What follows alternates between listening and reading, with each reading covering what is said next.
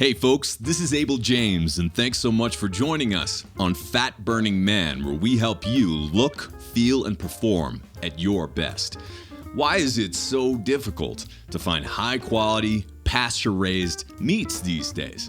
It seems like we're years into the natural health craze, the organic craze, the pasture-raised, that whole thing, yet it's still difficult to find grass-fed barbecue and that sort of thing. And with the majority of our cow friends being fattened up on a completely unnatural diet of corn, GMOs, and candy in their candy wrappers, random garbage that's somewhat edible, or anything that will make them as fat as possible, as quickly as possible, it's clear now more than ever that there's a disconnect between industry standards, and I'm using that term loosely, and what's best for the health of ourselves and our families, not to mention our longevity. But anyway, to help us figure it all out, we're here with Mike, who's the CEO and founder of ButcherBox, the first delivery service dedicated to providing 100% grass-fed beef, organic chicken, and heritage pork direct to people like you and me. So they're the place that we've been getting most of our meat for the past 3 or so years, even though we've lived in 4 states since then. And it's kind of a trip getting a delivery when the nearest Whole Foods is literally in a different time zone, which was the case when we lived in the Smoky Mountains. So talk a little bit about that. But before we get to the interview, here's an email that just came in from Bill. He says, I wanted to extend a personal thank you for helping me change my life. Approximately 1 year ago, I was 264 pounds, hypertension, blood pressure, and at risk for heart problems if a lifestyle change was not put into place. After purchasing the Wild Diet book and modifying my life, I am currently at 206 pounds, a 58-pound loss, and have my blood pressure normal without the use of any medication. I am planning on running my first race, 5-mile run, since high school, which is about 10 years ago. A thought that hadn't crossed my mind in years due to my previous health habits. Thank you for what you're doing for everyone. All the best, Bill. And then we got another note from Bill since then as well, and here's what he says in that update. I wanted to say thank you again. I recently completed a marathon in the Black Hills of South Dakota, a goal I never thought was possible. Keep on doing what you do. Bill, man, congratulations. I remember what it was like, not only, losing my spare tire and extra fat, but also going on to run my first marathon, which is a true thrill. And one of those things that's, it was always a bucket list item for me. It's not like I want to make marathoning necessarily my lifestyle forever, but man, what a thing to do. I remember feeling after I finished my, not necessarily my first marathon because it hurt too much, but I think it was my second one. I felt like I could do anything. And that feeling doesn't really go away after a while because you put it in your bag of tricks. But anyway, if you're listening and you're into running, like a lot of us are, don't forget to check out some of the past episodes with Danny Dreyer, who's been one of my running mentors, about running techniques specifically called chi running. And I was able to attend one of his workshops in Austin, Texas a while back with Allison, and his methods and advice on running really helped me a lot, especially when I was running, 50 miles a week or whatever it was. A little too much sometimes. But if you've enjoyed the Wild Diet or transformed your own life in some way by listening to this show, I'd love to hear about it. So the easiest thing to do is just go to fatburningman.com, enter your best email address to sign up for the newsletter, then just reply to the email that I send to you. And I do my best to read every single one of those emails and reply to as many as I can. So please get in touch. The best way to do that, I'm kind of okay on social media. Definitely follow me there. I put out stuff, but I'm not always the best at responding. But you can always find all of our best stuff for free and beyond at fatburningman.com. We have some programs that you can purchase as well, but for the most part, it's 95 to 99% free. And including the episodes with Danny Dreyer, I believe there are 2 of them, you can find over 250 past episodes of this show for free without corporate overlords, without publishing deals or anything like that, and without outside sponsors. So I hope you like it. You can always get that for free at fatburningman.com. But speaking of South Dakota, I have some more big news for you. My wife Allison and I returned from a month-long cross-country road trip / camping trip where we drove from Colorado to New Hampshire and back and recorded hundreds of 360-degree virtual adventure tours. I'll be releasing them on my website, abeljames.com, in a new 360 VR series we're calling Adventures with Abel, and that will be free as well. So we've already toured the Badlands National Park in South Dakota, recorded adorable baby bison and barking prairie dog videos, and even some bighorn sheep dangling from cliffs. And it's neat with these new cameras, especially the 360 and VR cameras, you can get pretty close, and when you watch it, even if it's on your phone, but certainly if you're watching it on a bigger computer screen or a headset, it really feels like you're there in a tangible way that you don't get from normal video. So be sure to check that out. It's pretty wacky, cutting edge stuff. The 360 videos that I'm filming are also filmed with spatial audio, which means it's like 3D audio. So especially if you're wearing a headset, but even if you have stereo speakers, as you look around the scene by moving your head or clicking or dragging or literally moving your phone, the sound changes accordingly. So if there's a bighorn sheep or a goat making a noise behind us, it'll sound like it's coming from behind us when you're watching the video. So anyway, definitely check all that stuff out. It's pretty wacky. One quick reminder as well, I'm recording and releasing more than 400 music videos in 360 over the course of the next year. So a new one every single day of original music. Some of it is very silly. Some of it is kind of meditative and more serious, but I hope you enjoy it. You can catch that all for free at abeljames.com. And since we're releasing it all ourselves, this series, actually all these series, are completely free of outside advertising and free to watch as well. And if you'd like to support this show and others and all of our music videos and virtual tours and other shenanigans, please head on over to wildsuperfoods.com if you live in the U.S. to get your health boosting goodies. Hopefully, we'll be able to ship internationally soon. All right, so on to the show with Mike. On this one, you're going to learn the critical differences between grass-fed beef and feedlot beef and what it means to your health, what to look out for when shopping for and choosing your meats, how to feed yourself and your family when you're low on sleep and out of time, and tons more. Let's go hang out with Mike. This episode is brought to you by listeners like you and Future Greens. Let me ask you something. Did you eat your veggies today? All of them? Believe it or not, fewer than 10% of adults and children in America get their recommended fruits and veggies in daily. That is absolutely atrocious, and many millions of us are suffering from disease, obesity, and ill health as a direct result. So my wife Allison and I decided to do something about it.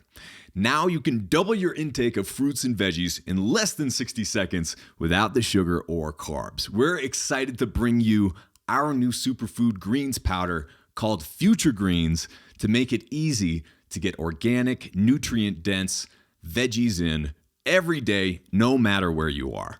Future Greens is packed with vitamins, minerals, and filling prebiotic fiber from whole organic veggies, sprouts, algae, and berries, including kale, beet, parsley, collard greens, cauliflower sprouts, broccoli sprouts, spirulina, chlorella, blueberries, raspberries, and much more. Since Future Greens is preserved, you can get your greens on even when fresh produce, salads, and smoothies are far out of reach. Future Greens makes getting nutrition easy, and it tastes great if I do say so myself.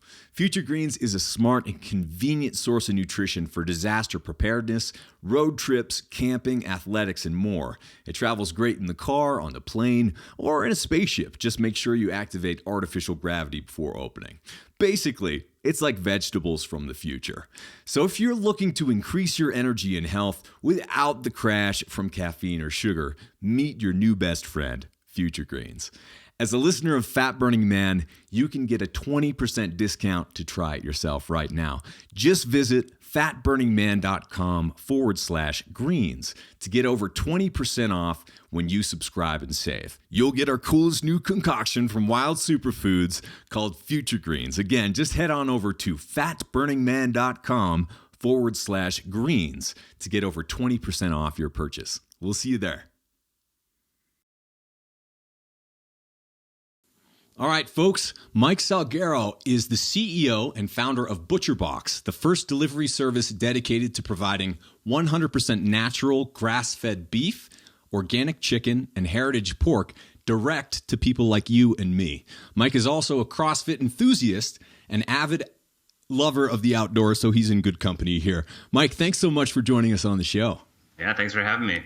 So let's get right into it, and I'm going to ask you, why is it so difficult, almost no matter where I am, especially in North America, to find high-quality, pasture-raised, grass-fed, or just generally clean meats? Why is it so hard to find them these days?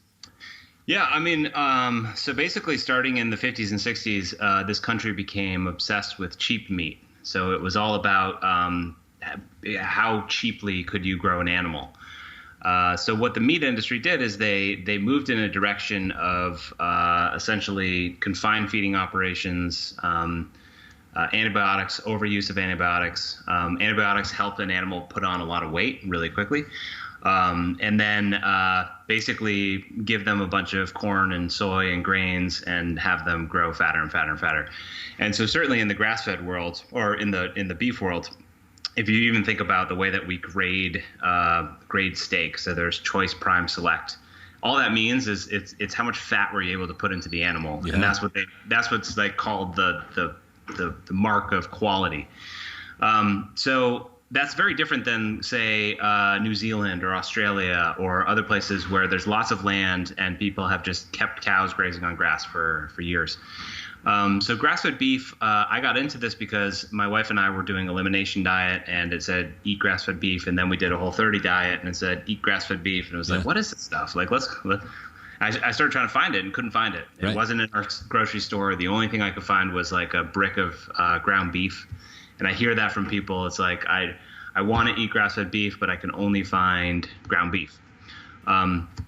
So it's so hard to find, one, because the industry went in a completely different direction, and two, at your local grocery store, because it's such a small number of people, and we hope someday will be much bigger, because it's such a small number of people who eat that type of meat, the grocery store doesn't want to carry a lot of it. So grocery stores tend to have issues with what they call shrink, or where things spoil. Mm-hmm. So if you think about it, it's a big risk for them to carry a bunch of grass-fed briskets. Like, they don't know if they're going to sell them, right? So that's why you tend to see ground beef and then maybe like a New York strip as pretty much it in a grocery store. Even even Whole Foods in downtown Boston, it's the same thing. It's a very, very small selection of what you can get. Wow. Which means that almost all of us are eating nothing but adulterated meat, because basically, like you said, it's prime or it's high quality if it has a ton of fat in there, and the way that you get fat in there is by feeding them antibiotics. They still don't know exactly why that works. It just makes them real fat. They might feed them cement kiln dust or candy or with the wrappers on it, just because like the less healthy it is, the more quickly it fattens up that animal. Yet when you look just one step down the line, North America and increasingly the world has the biggest health epidemic ever of obesity and disease and all these other things. And it's like, could you imagine that being, those things interacting at all, and that being somewhat of a causal relationship, that if you're eating something that's sick, that it might be transferring those little pieces of sickness to you in some way, especially over time. So anyway, it's I think a lot of people who are listening right now might be in the stage where they're just like, yeah, I've heard that I should have grass-fed and pasture-raised and all of that. But like, what is the difference between a cow that has been raised eating grass in its natural environment, or at least as close to as possible? What is the big difference? If you're eating a burger or a steak, why should you care? Yeah, okay. So, I mean, there's tons of different lenses you can look at it, but so every cow starts off the same way. It's about 6 months in cow-calf, which is basically a cow drinking milk from its mother. And then the next year it's spent on grass pasture, just eating grass. So every cow that is raised in this country, unless it's for something different like dairy, That's how they're raised.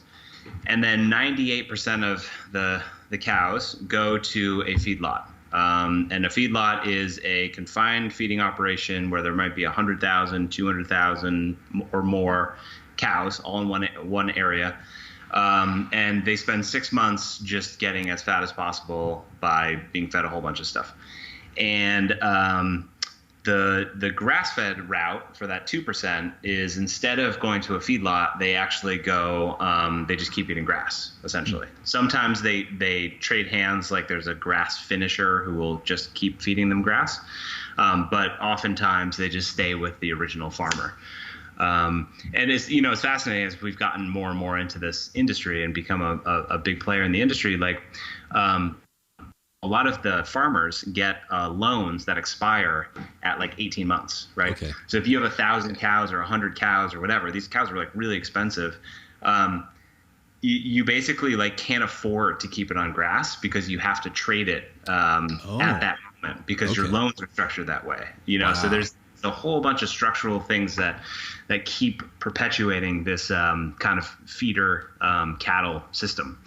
And like I said before, people were obsessed with cheap meat, and it's kind of a marvel of food technology, what has happened in meat, and how protein is derived from corn. And but for your listeners, and certainly for people who follow like the wild diet or try to eat certainly low carb, and think about healthy fats and stuff like that, if you think about what that animal is eating, and the fact that toxins are stored in your fat, so they're eating a diet of lots and lots of carbs, getting really fat in a kind of a toxic environment, and then you're consuming that yourself.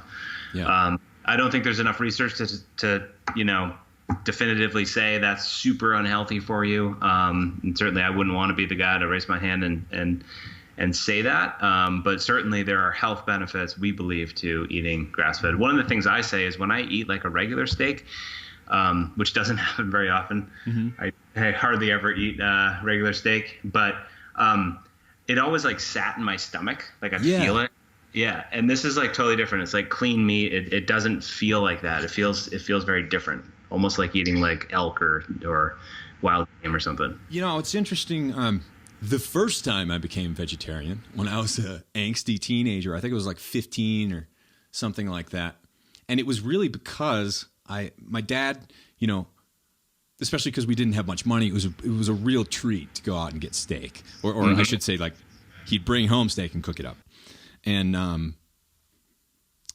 I still remember just like looking at that steak on my plate. It was like grayish and just kind of like looked a little like shoe leather. And when I ate it, it just tasted like dead. There's this death taste to it, almost like how fish gets fishy over time. And it had this taste. And I'm just like, you know what?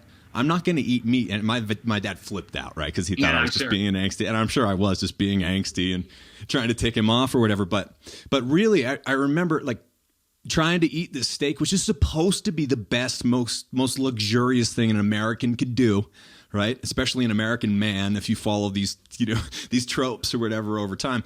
And I'm just like, I don't like this. I don't want to eat this. And that really led on a pretty fascinating journey for a while, because then I got sicker, trying to eat vegetarian for a while. But the meat part always kind of stuck with me. It's like, even when I stopped eating or when I stopped doing the real vegetarian thing, I didn't go back to red meat because I kind of experienced that same, I don't really like this. Of course, if you cover it all up with mustard and ketchup and steak sauce or horseradish, whatever, you can cover it up and like pretend that you're eating a high quality steak. But you're right too. It's like it feels a little heavier. It feels a little different. And when you transition more into the pasture raised cattle, especially, my parents had a couple behind the house, and we, with our neighbors, were able to get some of the meat, which was tragic and kind of sad after like befriending these animals over multiple seasons. But man, you have a different relationship with your meat when you realize it's coming from an animal with eyes that look at you, that have feelings. They're like gigantic big dogs or goats. They're very sentient, very conscious. How different is that than just like eating meat? Because most people, we're trained to think that we're just eating meat. It's all the same. It's a commodity, but it's not. Yep. Yeah, I mean, there's like I said, there's multiple lenses, right? There's like the better for you lens. So what we had just talked about. There's better for the environment. There's better for the animal. There's better for the farmer. And I mean, you can take any of those and go with it. So better for the animal. Cows weren't created to sit in a confined feeding operation, right? And this is like a very, very confined environment where there's a massive trough, and they just drive a tractor down and just put corn in the trough, corn, soy, grains. Corn if they're lucky, yeah. Right, exactly. So and it's all geared towards making them just want to eat, eat more, and that's just. You go see a cow like in your backyard or in in a field, and they're just happy chilling out in a field. Really like no stress, no mooing, no fear, just kind of hanging out. And that as a guy who obviously I'm part of the meat system, so I recognize. Every animal unfortunately has a bad day, which is the day that it's slaughtered or the day that it's harvested. Sure. But we want to make the rest of the days as good as possible, right? So that's the promise of pasture raising, of being really conscientious of what you do with your animals, of certified humane is really to make sure that you're doing everything possible to make that animal's life as good as possible. We have a lot of we actually have a lot of customers who are what I call reformed vegetarian, but that are like, we're vegetarian, and then for health reasons we're like, I can't do this anymore, I have to eat meat. And then it's like, well, what kind of meat? And we come in and it's kind of all right, if I have to eat meat, I might as well make sure it's the most conscientious meat possible. And we strive as a company to every day just improve the meat that we're giving people and improve the standards and just get better and better and better.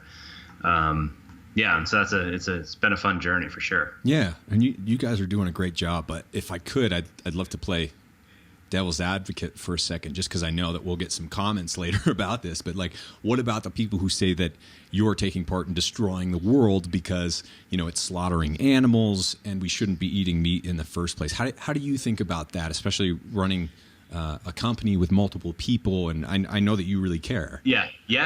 So there's usually two kind of things for how we're destroying the world. So there's that one, and then there's also carbon.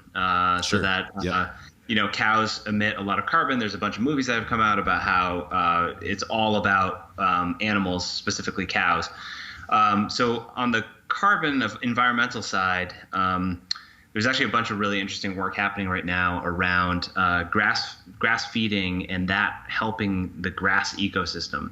And so what you're seeing actually across this country is fields that used to be corn, or fields that were overcropped and just, over the years, just not a lot of topsoil, not a lot of rich nutrients. They're putting animals back on there, and the cows are, eating and pooping and using their hooves, and is creating this really, really rich grassland. And what the research is showing is that grassland, then it becomes a carbon sequestration, which means it's taking carbon out of the atmosphere. So there's actually some really interesting research happening right now around pasture raising, potentially even being not only carbon neutral, but actually a net benefit, like it's pulling more carbon out than it is putting into the atmosphere. Well, it makes a lot of sense. Into the atmosphere is methane gas from cows farting, which is crazy. So that's, I think there's some really good research and really exciting stuff, certainly for grass-fed, that helps me, cope with that. As far as the animal itself, I've toured a lot of these facilities. I thought it was part of my job. If I'm going to be selling meat, I want to see how it's done. Yeah. On one hand, I too stopped eating meat for a while. I too felt pretty sick and then started eating meat again. And I think the human body, or humans, seem to thrive better on meat. And then if you're going to thrive better on meat, we might as well do our part to make as much of an impact as we can on the meat industry. Yeah. When I started even 3 years ago doing ButcherBox, we're just celebrating our 3rd year anniversary. Wow, congrats. Thank you. People thought we were kind of crazy, like at meat conferences, like GrassFed Beef, like, what, are you kidding?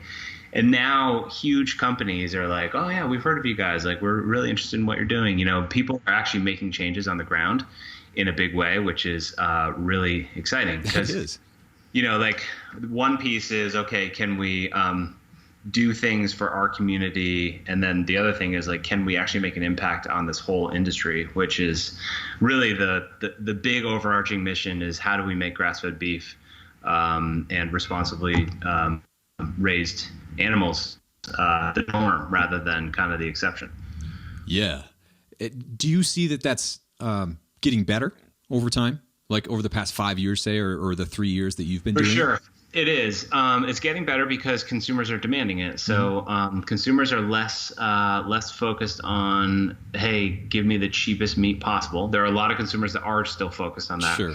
But then there's like consumers who are focused on, better standards, using better breeds, making sure the animals, had a humane life. There's lots of different things that are happening on the fringes that are becoming more and more mainstream. Yeah. So, you go to like Panera and they've got antibiotic-free chicken, and Purdue kind of set the standard actually in 2014. They had already been antibiotic-free for 2 years and announced it at a chicken council meeting, was like, we're antibiotic-free, we're not looking back. And that just dramatically changed the industry. So it is happening. It's a slow process. It's too slow for people like me who, I don't want to eat that way. So what can I do? But I do think changes are happening. That being said, it's a very old industry that, you've got people who have been in the industry for a long time and don't necessarily believe that change is needed. Yeah. Now, how about the idea? I thought this is kind of interesting just because, those, and I'm sure there are a lot of people listening too who might be thinking of transferring from like the vegetarian to the light meat side. It seems like if you eat grass-fed or wild or pasture-raised meats, it's almost like in between being a vegetarian and being a normal American in one way or another, right? Because it's, I would say, and I'd like to think that it's a bit more spiritual because you're honoring the animals that you're eating, at least more so than you would have from the traditional system where, it's just a commodity or a hot dog or whatever. No, this had eyeballs. This was an actual animal at one point. It was like, raised the way that nature intended, right? Yeah, the way that nature intended. Why should that be such an aberration in everyone's mind? In the entire meat industry, just like, what? You're going to raise a cow the way that nature would? That's insane, Yet, when you look at how our bodies function, and especially the animals that we eat, it's definitely more healthy. It doesn't matter how much research we have or do not have. Right. Like living your life the way that nature intended is important and seems to be a self-defense against a lot of the shenanigans that have been going on for many years that have made us so sick. But one thing it did help me in transferring from being a vegetarian and not eating meat to eating it again was like, if you think about a cow or a buffalo, how many cows could you eat in a year? Even if you're eating a pound or two every single day, I mean, how much does a typical beef cow weigh? So a grass-fed animal, you're probably looking at 600 to 700 pounds of meat. And I think the average American is eating like 50 pounds of beef, something like that, 50 to 80 pounds of beef a year. So, yeah, you're talking about one feeding a lot of 5+ years, or if you eat like 2 pounds of meat a day every single day, then like you'll eat 1 cow a year. It's like that Shel Silverstein poem of eating a whale or something like that from being a kid. It is certainly a sacrifice that the animal is making or that's happening so that you can eat an animal, but at the same time, it's not like you're going around slaughtering entire, like killing all the buffalo, for example, to eat meat every once in a while. I think that's important to think about and talk about too, don't you? Totally. Yeah. No. The slaughterhouses and the kind of like that side of the meat process, I think is incredibly important to talk about, and oftentimes people don't talk about it. Yeah. There's a statistic out there that 40% of people don't touch their meat, so they they open it up and like throw it on in the pan, right? Yep. So there's actually like a disassociation between handling the meat and like handling what they're eating by design. And I think that just spreads out into, well, I don't really want to know like what happens, what happens at a slaughterhouse, like, I think, we took a video inside one of them and showed it to our whole company, and it's like, this is, everyone here needs to know what goes on. Yeah. And it's actually pretty. So the facilities that we work with, I'm happy to talk about it if you want. The facilities please. that we work with. There's actually this woman named Temple Grandin. There's a movie with Claire Danes out about her. But she is on the spectrum, and she feels like an animal feels. So she actually goes into these facilities and starts all the way in the back, which is where they the trucks like load the cows or drop them off. And then and she's like, oh, that flag up there is freaking me out because it's flapping and it's like, making me scared, or oh, I need to like this wall is not high enough, we need to change this. And they basically change the entire kind of processing side to match what she feels and to make her feel better. Yeah. And then there's a machine that basically gives the cow like a hug before the bolt, which goes into their skull, before that bolt gets used.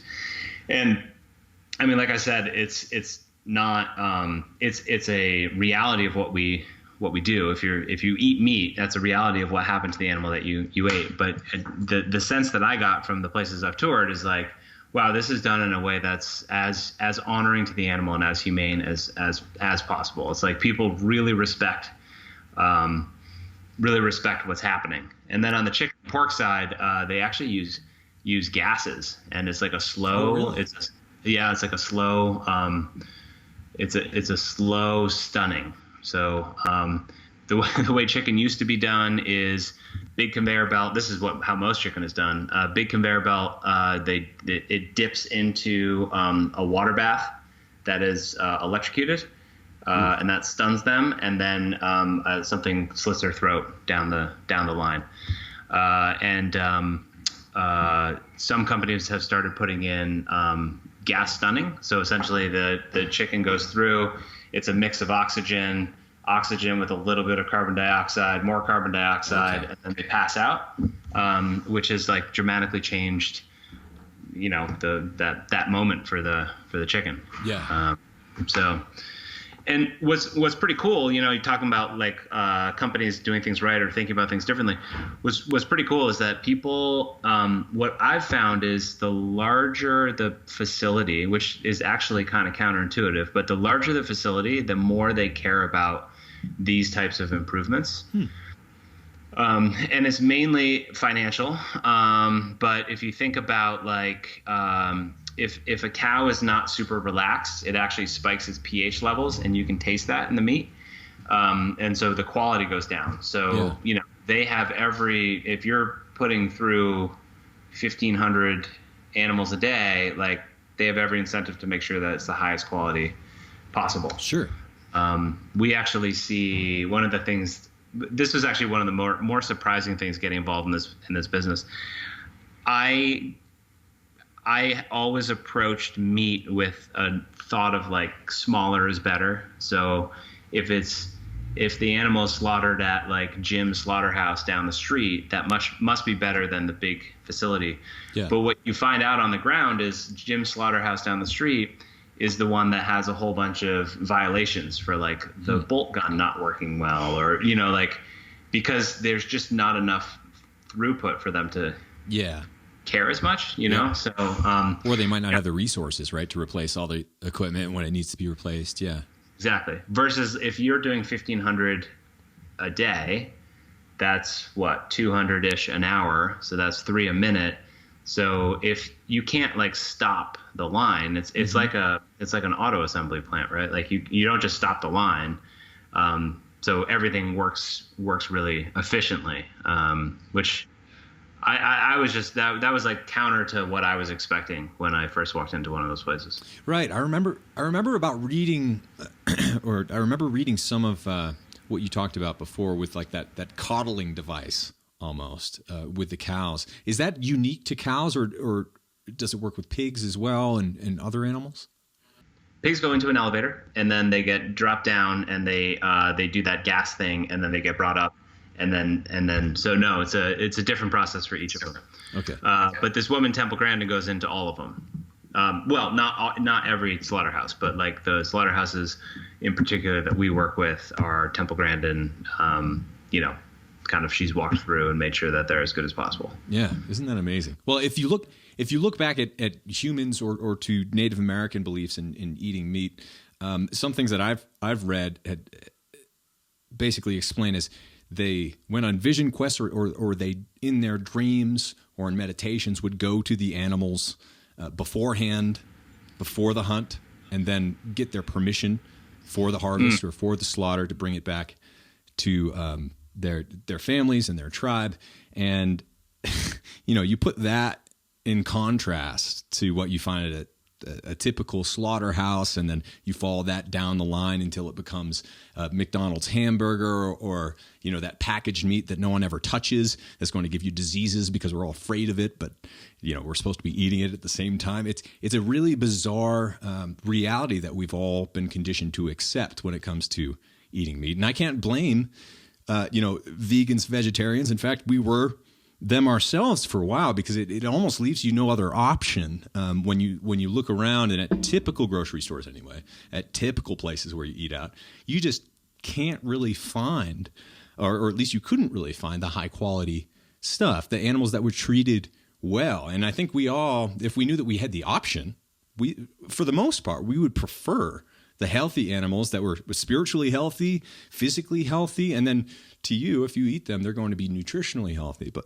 one thing that I thought was really interesting was living in Austin, Texas for almost 10 years, and now we live in Colorado, but living there was really an epicenter of the ancestral health movement, of the paleo movement, of a lot of big conferences, and also big epicenter of barbecue and meat eating, because it's Texas, right?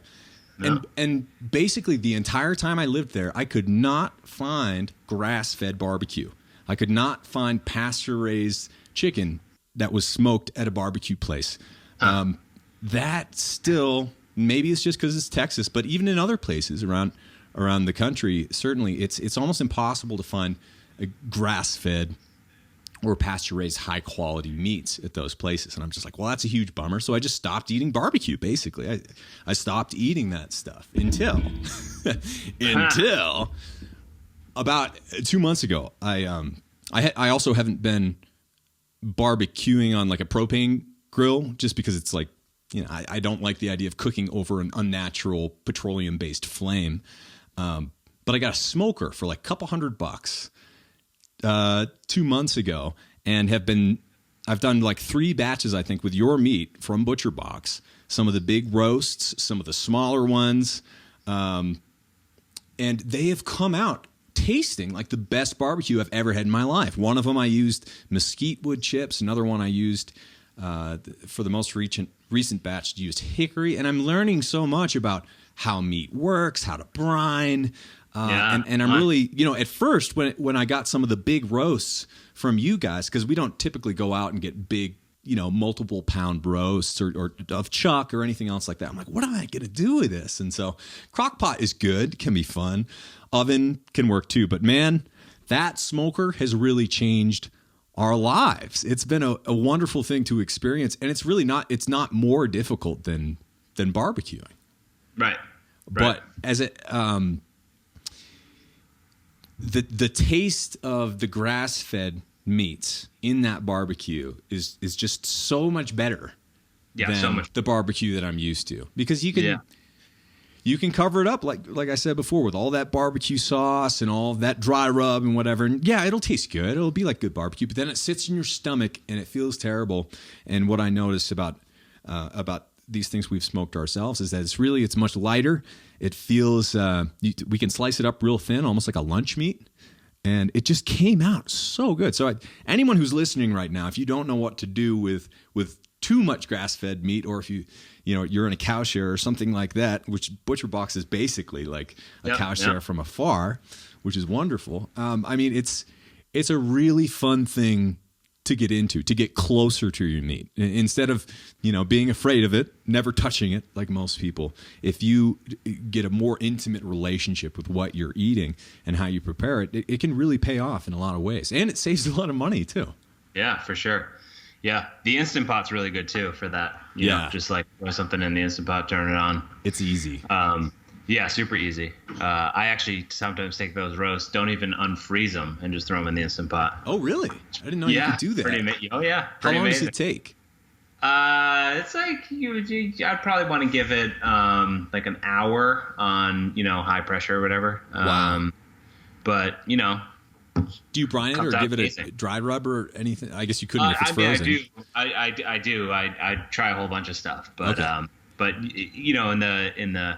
in the most convenient, no time type of thing. I've got 3 young kids, so you just take that whole cut, throw it in, and put in some I do a lot of tomatoes, vegetables, stuff like that.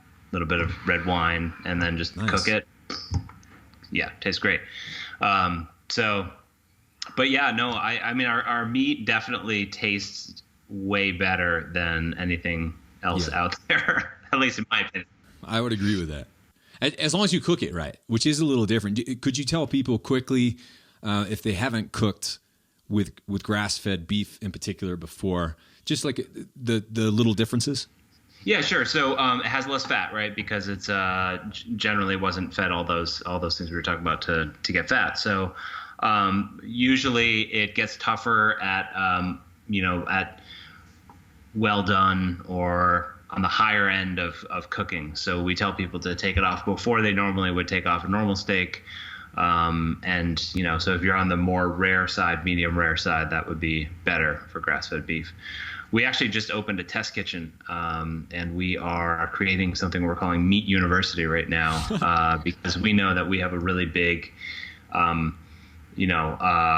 obligation to help people, empower people to cook well and cook meals and feel proud about what they've cooked. Yeah. One of the things we talk about at this company is the home cooked meal is a declining industry, right? So that's true.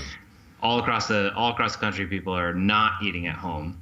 And if they do eat at home, it's some crazy stat I read. It's like 60% of the time. It's like some already pre-prepared thing that they're just opening up and eating.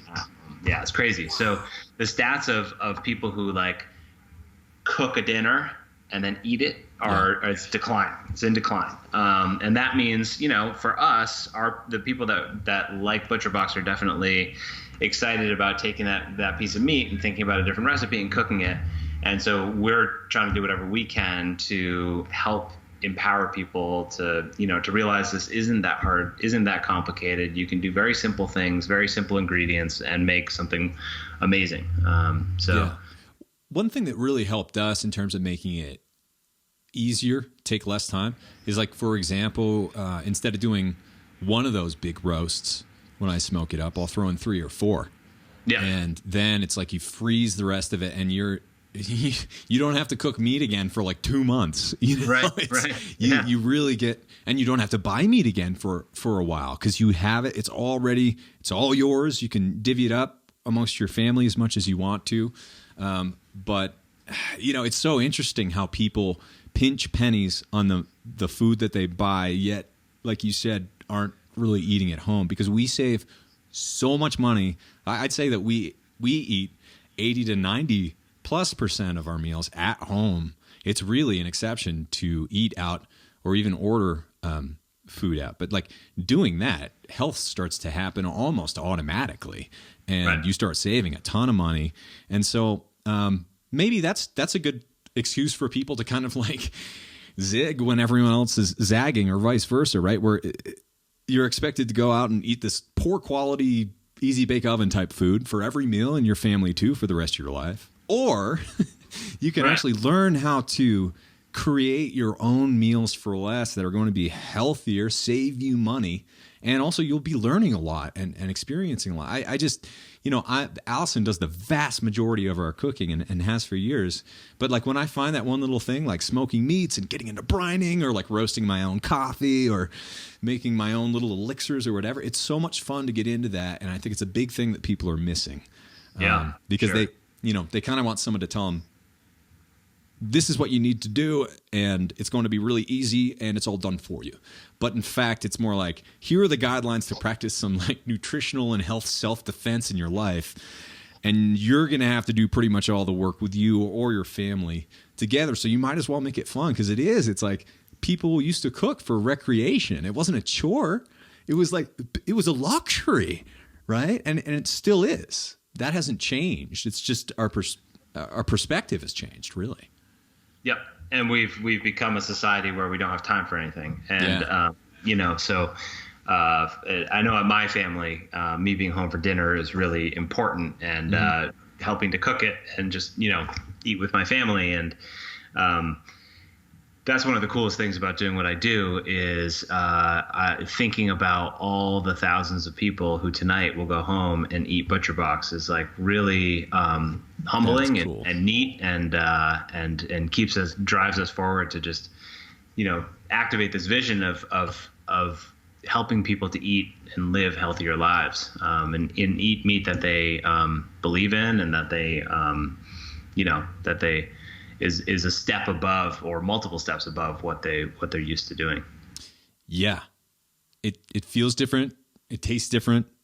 It's totally worth it. It's a little weird at first. I got to say, when we got our first ButcherBox, and we've been eating from ButcherBox for years now, really appreciate it, especially when we were living out in the Smoky Mountains, middle of nowhere. I was so surprised. That's when we first started using, I think, Thrive and you guys at the same time, because we literally had to drive to a different time zone if we wanted to go to Whole Foods. It was 2.5 hours away. We were in Tennessee. And so the idea that like we were at least a half an hour from a tiny, tiny little town, but more like an hour plus from a place that would have a grocery store, like traditional Kroger's or whatever. So the idea that we got this big old box of meat delivered to our doorstep, even though we're in the middle of nowhere, was really, it felt new and exciting and kind of crazy. And then we're like, oh crap, what are we going to do with all this meat? And it has just been so great ever since then, because I want people to know that it's not all figured out at the beginning. It's more like you get all the, like the first time people go shopping when they go on a health kick, right? It's like, I'm going to do the wild thing. They come home with this, like all these groceries. They're like, crap, I don't know how to cook any of this stuff. Yeah, right? I don't know what to do. And instead of being overwhelmed yet again and thinking that you don't have time, what if you just like carve out a little bit of time and be like, I'm going to figure this out. It's my responsibility to figure out how to eat the highest quality stuff, how to prepare it. And it can really be great fun to get into that, not only by yourself, but especially with your family or with your loved ones or your friends. Cooking in a communal way is something that we've really lost sight of, and is so powerful, especially once you all sit down together as equals, hopefully, at the table, once everything has been prepared, and then share it with each other. It can't help but be a spiritual thing when you have dinner that way. But to your point, we're coming up on time, but speaking of not having enough time, anyone I'm sure who has 3 little kids running around has their own share of challenges. So do you have any words of advice for the people who, really want to make changes and improvements to their life, but say, I have all these kids, or I have this job that's making things too hard to do it? What would you say to them? Yeah, so I guess just a little bit of background on my situation. So 3 years ago, like I said, I started the company. I had a 1-year-old at the time, and then a year later, we welcomed identical twin girls. Wow. So I have 3 kids, but one's 4 and the twins are 2. So it's like bonkers. I mean, it's crazy. I mean, the big piece of advice that I try to give people is, especially people who are dealing with like the kid situation and all the juggling the balls, you tend to be able to do the things that you make a priority. And if it just depends on what you want to make your priority. So if waking up and going to CrossFit is your priority, like you're going to do that. If being home for dinner is a priority, you're going to make the time. Generally people who don't have time for things, it's really more they haven't really made it a priority in their life. And what I found, so my first company, I ran a company before this, and I used to be the kind of get in at 7:30 in the morning and be the last one to leave at night and work. And what I realized when my daughter Marley was born, my first daughter, was like, you know what? I think I'm just kind of pretending to work most of the time here. Like, I don't really think I'm doing good work on the 10th hour of doing work. And it's like more a badge of honor that I can say, oh, I worked 80 hours this week, rather than like I'm actually doing productive stuff. Wow, that's really insightful. I think a lot of people could learn from that. Yeah. So I've found, like get in, be as productive as possible, and then get out and, do other stuff in your life. Cause, and obviously it depends on your job and whatnot, but, there's so much more to life than like slaving away at a job and thinking that thing is the only thing you've got going. My first company, basically imploded. Raised a bunch of money. We had like Google in our deal. It was $30 million we raised, and the whole thing fell apart. Wow. And so I spent 6 years pounding my head against the table, trying to make this work, working as much, sacrificing everything, sacrificing my health, sacrificing my family, and at the end of it, it was like, well, all right. Like I gave that my all, and it didn't really work. So what was the point of that? Like why do I live my life and then have my company kind of fit into the lifestyle I wanna live? And I know that's a big thing for you as well, because I've seen you talk about being able to live wherever you want, being able to do whatever you want, because being an entrepreneur, choosing to go out on your own is way more about what kind of lifestyle do you want to have than it is about, how many hours should I do working this job? Yeah, it is. And as a CEO with a bunch of little kids, especially twins running around, it seems like you're doing an excellent job on the business side. And I would think on the family side too. Hope so. It seems like you're keeping your head above water.